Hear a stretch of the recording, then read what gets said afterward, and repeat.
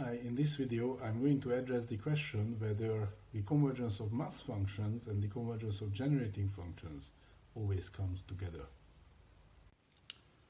A definition first.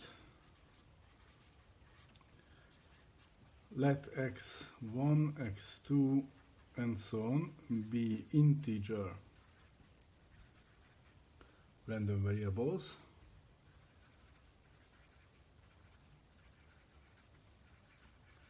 In fact, what I'm saying here could be any discrete random variables. We say, and let x also be a random variable.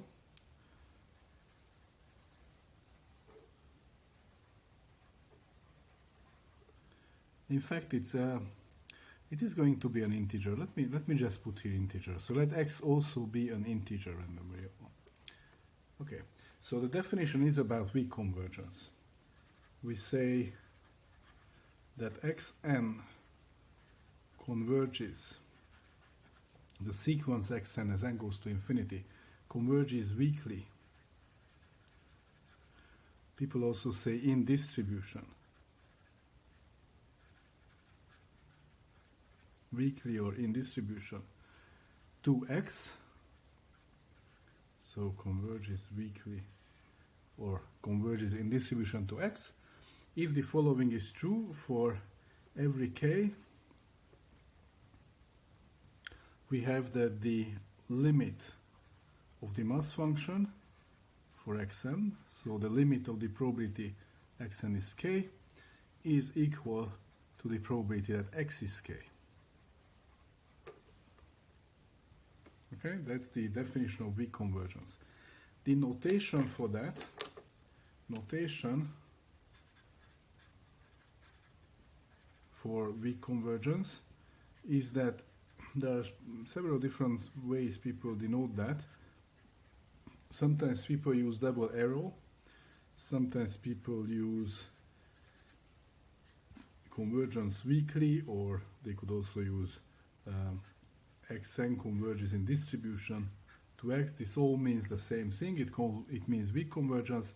In other words, it means that the mass functions converge at pointwise as functions at every k. They converge as n goes to infinity to the mass function of this limiting random variable x.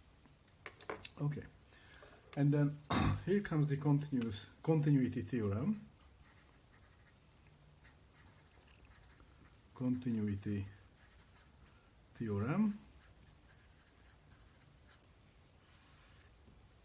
which says the following. So let xn be non-negative integer variables.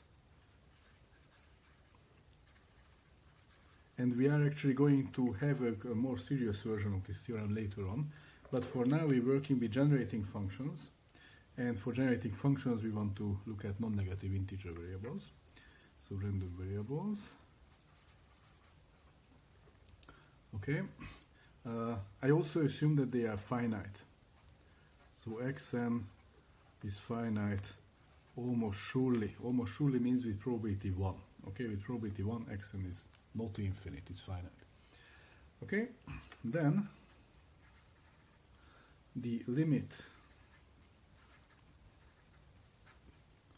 lim n goes to infinity, probability xn equals k, which I'm going to denote by p of k if it exists. So the statement is that this thing exists for every k if and only if with double f means if and only if, for every s in the interval 0, 1, real interval 0, 1, the limit as n goes to infinity of the generating function, so this is the generating function for xn. Okay, so let me write this out explicitly.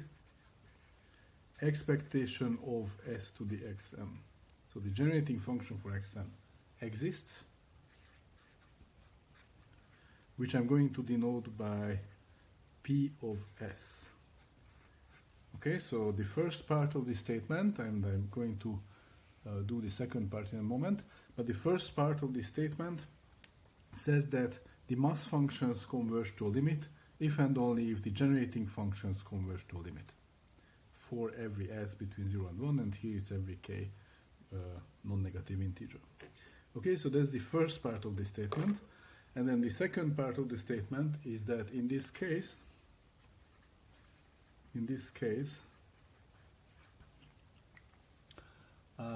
the limiting generating function, so the limit of the generating functions is going to be the generating function of the limit of the mass functions.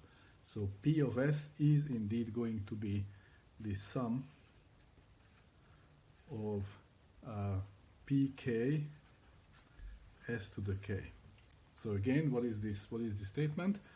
Assume that there is a limit of the mass functions, which I call little p of k. That happens if and only if there is a limit of the generating functions, which I call capital P of S. And in either case, I mean these come together.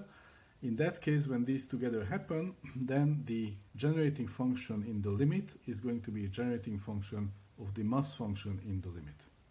Okay, so what limits for mass function, you make a generating function out of that, you get what limits for the generating functions.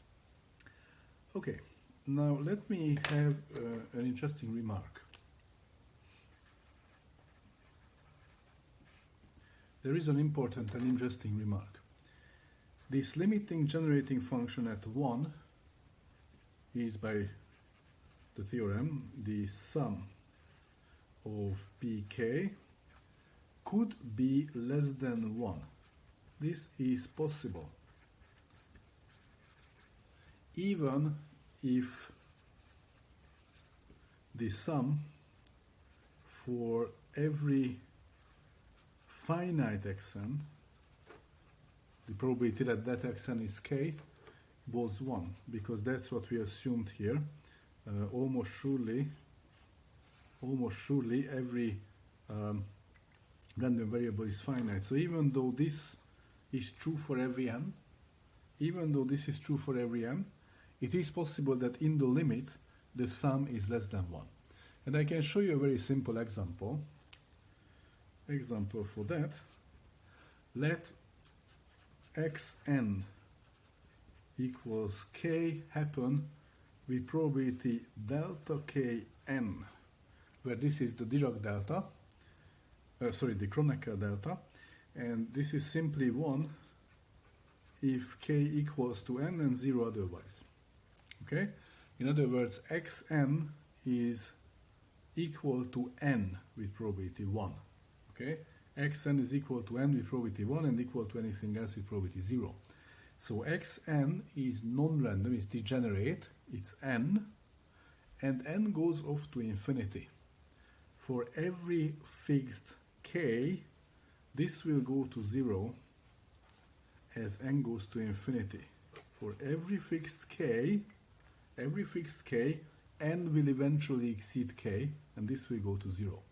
So this sequence of perfectly fine mass functions, this is a perfectly okay mass function, will go pointwise to 0, and so in the limit, pk is identically 0. pk is 0 for every k. And so the sum of the pk's is 0 rather than 1. Okay? This can happen. Mass, probabilistic mass, can go off to infinity. That can happen. And we are going to look into this later on, because this will be a serious issue for the second half of the unit. Probability mass can go off to infinity, and limit probabilities can be different from the probabilities we started with. I'm going to prove this theorem across the next two videos. So these are two statements, if and only if is always two statements.